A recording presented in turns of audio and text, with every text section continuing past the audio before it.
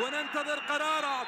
المغربي يعطي ضربة جزاء للزمالك، ضربة جزاء زملكاوية، جزاء وبطاقة صفراء على البرازيلي أليكس باتيليس، بطاقة صفراء على البرازيلي. هنا سيف الدين الجزيري ولمسة يد كانت موجودة قدرها رضوان جيد بضربة جزاء زملكاوية. مين؟ وأحمد سيد زيزو أمام فرصة لأن يضع الزمالك في المقدمة، لأن يتقدم للزمالك في شوط المباراة الثاني. فرصة كبيرة لأحمد سيد زيزو المحبوب من الزملكاوية. زيزو يتقدم، زيزو